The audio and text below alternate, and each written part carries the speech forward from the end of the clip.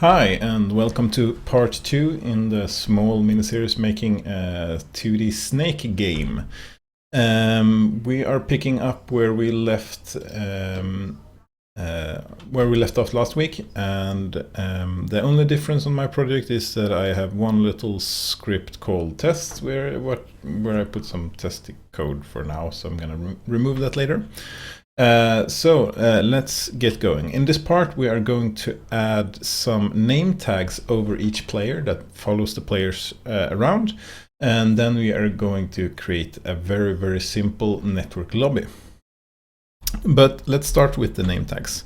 To create our name tags, we're going to need a UI object and a simple text element will do.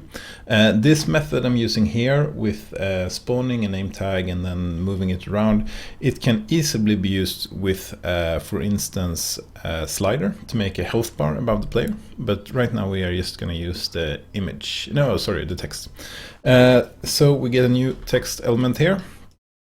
And this is, of course, part of the canvas, which is really big. The text is quite small. And we are simply going to change the font size to 10. We are going to center both alignments, so it's centered in the middle. I'm going to change the color to pure white. And I think that's about it. So we just, let's rename it and call it name tag as well. And now we just need to make a prefab out of this. So we drag it to the prefabs folder, and we can now remove it from the scene. We still need the canvas and the event system. I'm not sure we need the event system, but it doesn't hurt anything, so just leave it there. So the snake is going to create a name tag and make sure that it follows the snake around. So let's create a name tag script. I actually had this functionality in the snake script when I did it in class, but this is going to be a much cleaner solution and really, really nice if you want to reuse the name tag system later on. So create an ad and let's open it up. Reload. And what we're going to have here is that we are going to have, first we need access to the UI stuff. So let's add the UI library up here. Let's create a place for our prefab. So let's go public game object name tag. And we are going to have room for a name, so let's go public string player name. Just using a name for a for a variable name here is quite bad, since it collides with the object. It works, but you get a warning, so I'm using player name to make it a bit clearer. And we are going to do some changes in the awake function rather than the start function. So let's do that. And that is related to networking issues later. If we do it in start, it happens too late. So we need to do it in awake. And here we're simply going to type the following. Name tag equals instantiate name tag. And here we are just looking for the parent, and we need the canvas to be the parent. So okay, let's make better code than I wrote before. So we are actually going to go transform canvas equals game object dot find canvas dot transform. So this is going to be our parent object, and this is of course referencing the canvas object in the scene. And now we can simply type canvas. I usually put all of this into this, but I'm trying to write better code, so I'm trying to stop doing that. This is easier to read, and this storage in between here, it costs nothing. So And this is, of course, from the beginning, a reference to the prefab. But when we do this instantiating, we are creating a copy of the prefab and then saving it over in the prefab location. So we save one variable doing that. And it kind of makes sense in my opinion, anyway. So we now have a name tag object in the scene. We now want to set the contents of that to the player name. So let's type name tag.text. No, okay, since this is a game object, I was thinking about if this was more convenient, but actually we're going to change this to text actually, because it's just better right now. So name tag.text equals player name. So after we have created a copy of the prefab and saved that in the same place, we use our name tag object and change the text to player name. And the only thing we have to do after this is move the name tag to the correct place. We want it to be right above the player. And since this script is on the player, it's quite easy. We simply go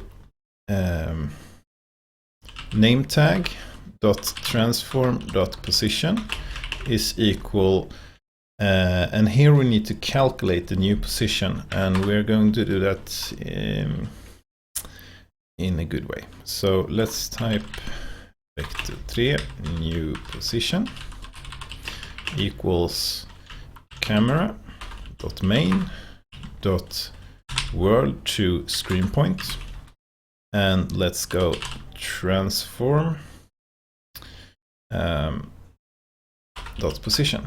So since the name tag is in the canvas is using pixel coordinates and not Unity world coordinates.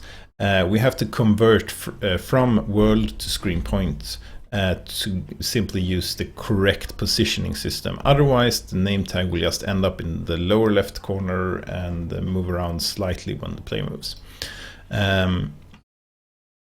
So we have the position, and we actually gonna do one step here as well. So new position equals, and we are actually going to make this let's see here.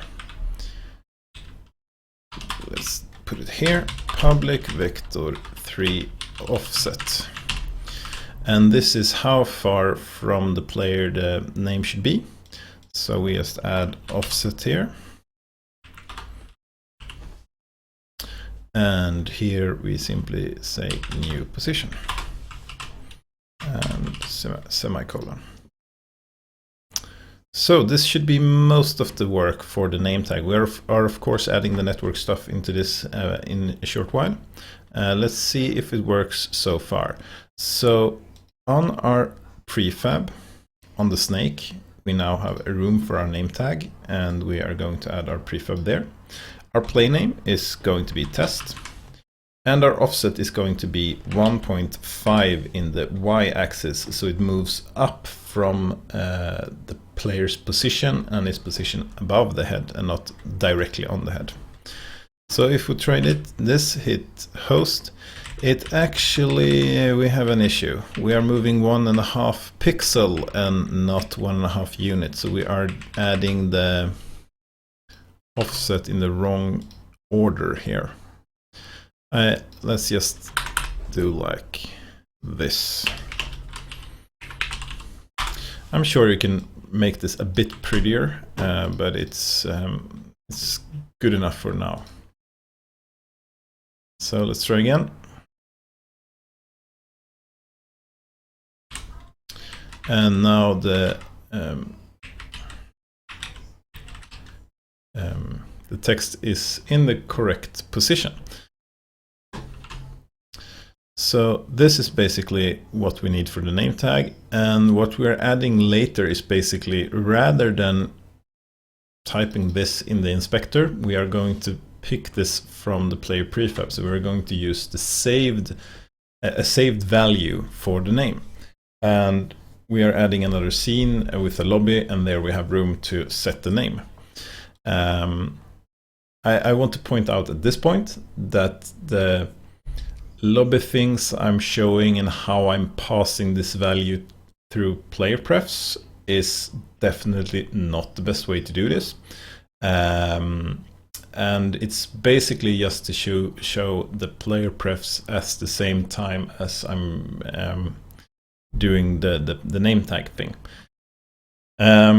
You should probably store the player name in the lobby player prefab that we are creating later, and you picking it out from there and not mixing in player prefs to keep each local player's name, because it will be messy if you have two players on the same device, for instance. But yeah, so that's a small disclaimer before I carry on, that there are better ways to do it, but this way I'm going to show is definitely going to work, and it's going to be okay. But as a small disclaimer, yeah. So the next thing we are doing is that we are this game controller, or if I called it network controller last time, I'm not sure, but we are actually going to remove this, because when we create our lobby, we are going to have another version of this that's gonna take care of everything in game as well. So this one does not have any meaning anymore. So let's remove that. So we are going to create a new scene. So let's go to scenes, create scene, right click.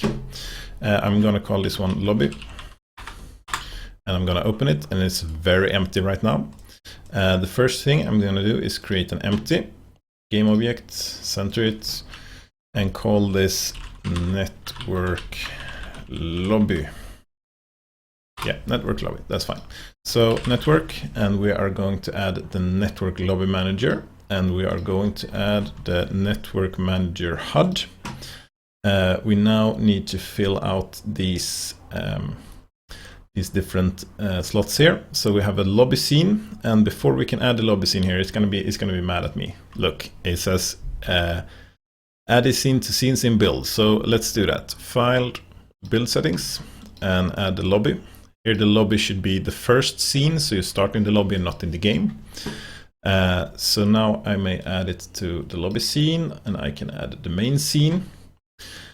And here we have lobby player prefab or game player prefab. So let's add our game player prefab, the same as we did before. We don't have any lobby player yet, we need to create that. But let's add the apples as well here. Hit the plus sign and drag in apples like we had it before. It's basically, a lot of these settings are the same as in the normal network manager. So for the network lobby player, let's create that. Create an empty object, reset, network lobby player, and let's add the network lobby player and give it local player authority. He adds this automatically when you add something that needs network identity, so you get both.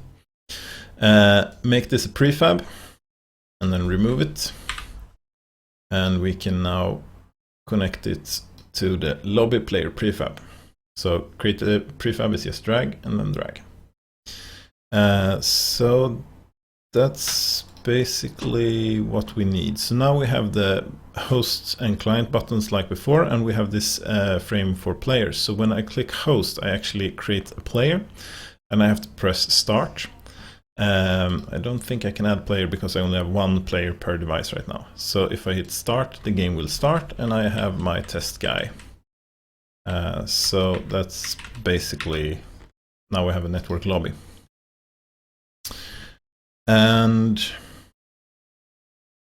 yes, the next part is that we should be able to select the name that we send to the snake in the next scene.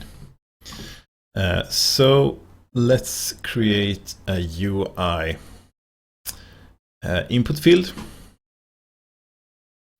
and I'm going to position mine quite far down. I'm going to change the anchor to bottom middle, and put it here. I'm going to actually, let's just center it. I'm not gonna add a button like I did when I showed this in school. I'm actually just gonna see if we can do this here. Okay, let's add a new network, a new script, and call it set name.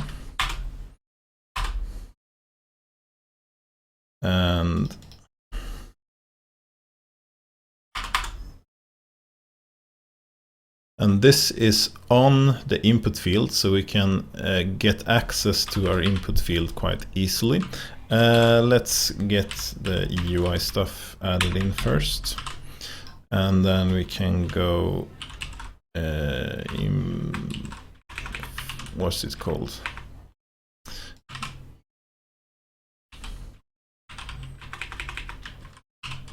Okay, I lost out completely. Just gonna restart Visual Studio.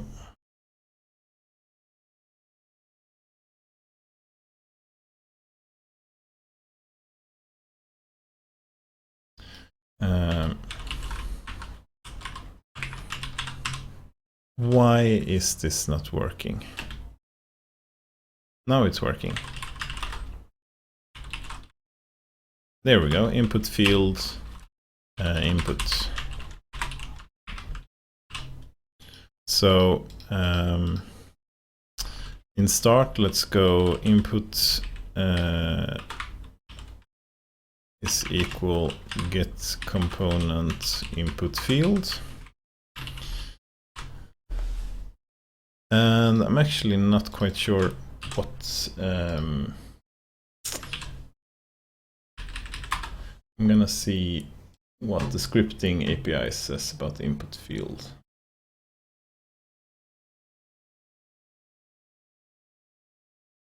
Yeah, that was not much helpful.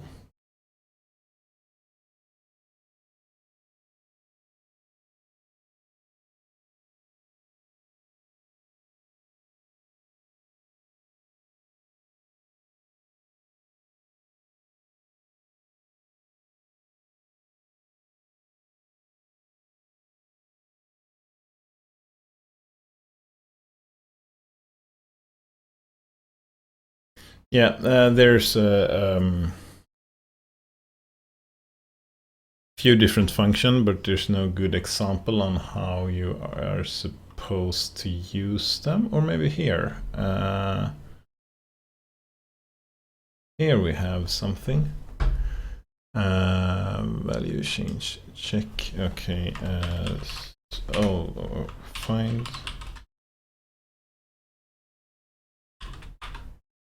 There we go. So there's actually a function called void on submit.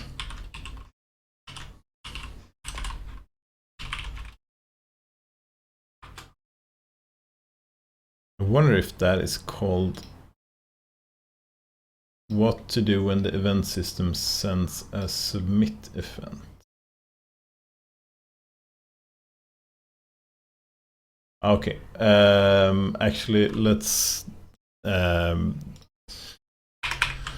complicate it. So we are going to do public void submit, so that we have a function that we can access when the player submits the input field. We don't need anything in update. We need to store our player name, so let's create a string player name, and on the other side, please. So player name is equals to player prefs dot get string, and the string we are looking for is name. And if player name is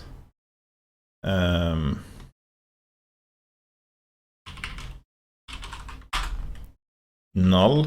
That means that we don't have any player name at all stored in player prefs. Maybe we haven't run the game before.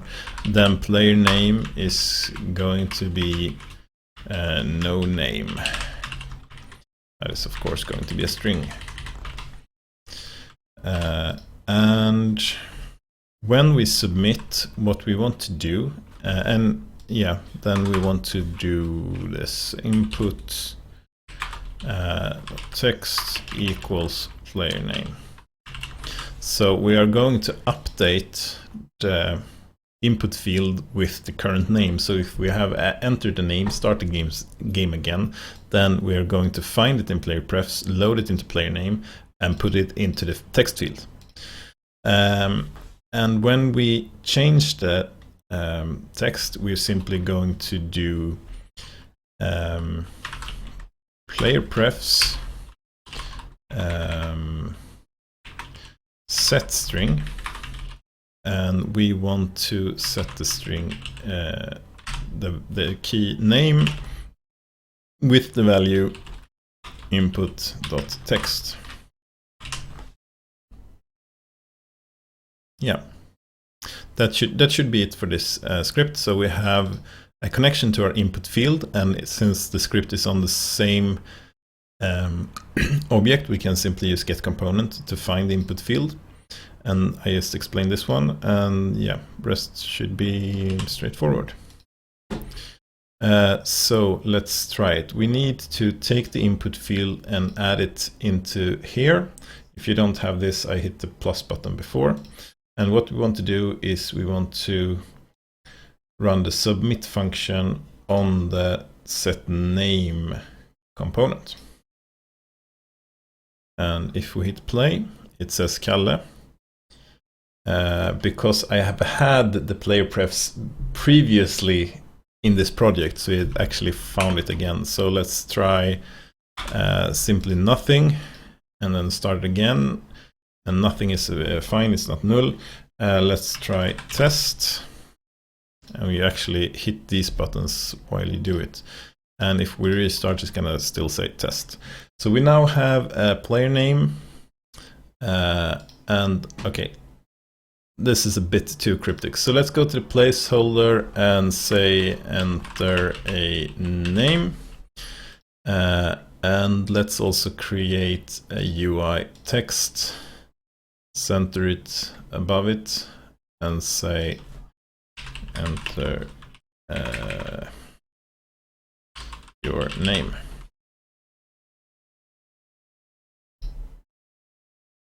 So now you kind of understand. So if I enter Robert, hit enter, stop it and play it, then the name still stays. So that's good.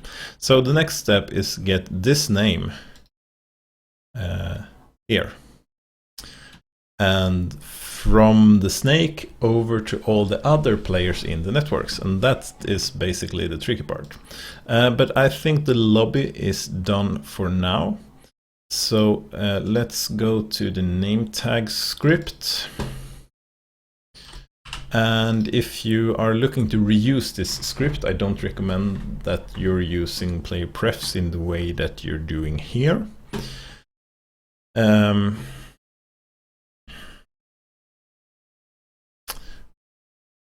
Because it might not be that smart.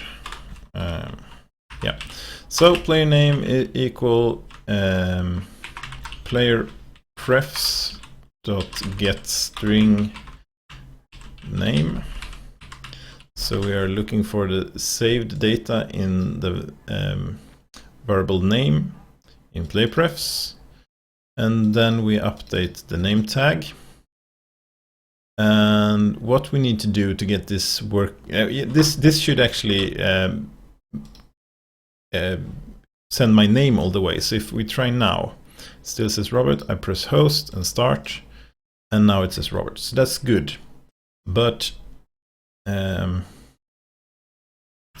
probably not going to work over the network. So I hit Control B to build a separate exe file, and let's host here. You see we have now one player here. And when I go in here, we have 2 players. So now both players have to hit start to start. Now we have Robert and Robert. And on this one, where the name was Anon, then we have Anon on both. So we're actually just using the name we enter for everybody. So that's the next thing we need to fix.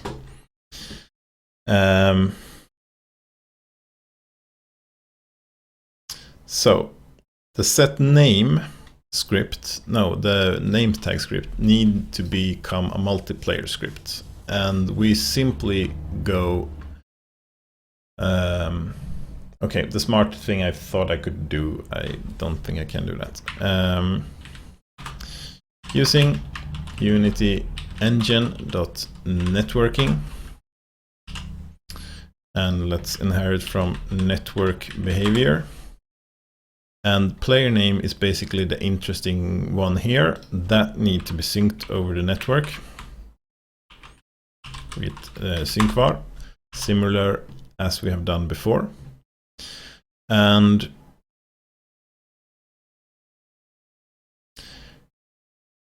if we do this in Awake, we haven't yet started the networking thing. The networking functions, I'm quite sure, but we should be able to see if this works on client, on start client.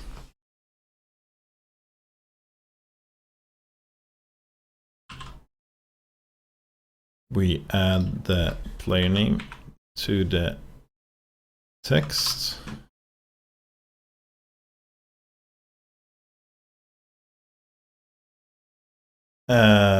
And that one comes from that one, and this one is going to be local because we have not entered.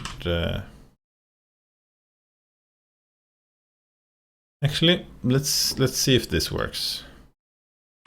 So I need to start both.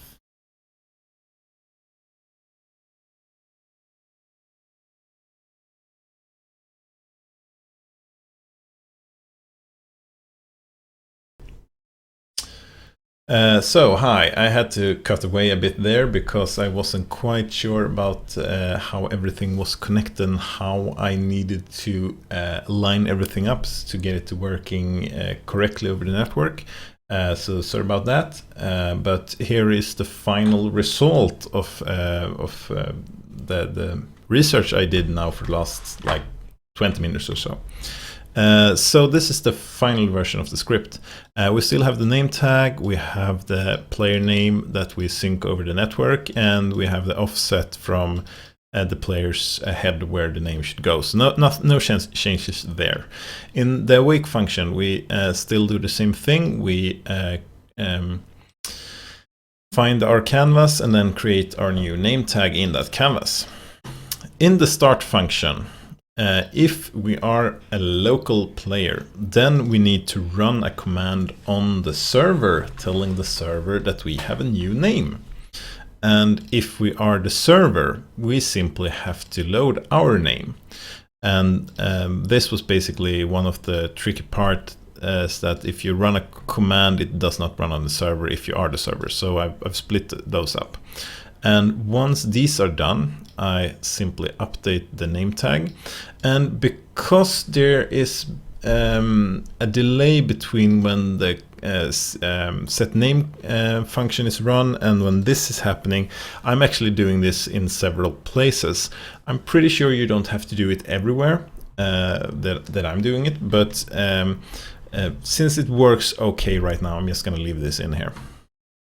So this is a new thing. We have the command flag telling us that the next function is function that a client can tell the server to run.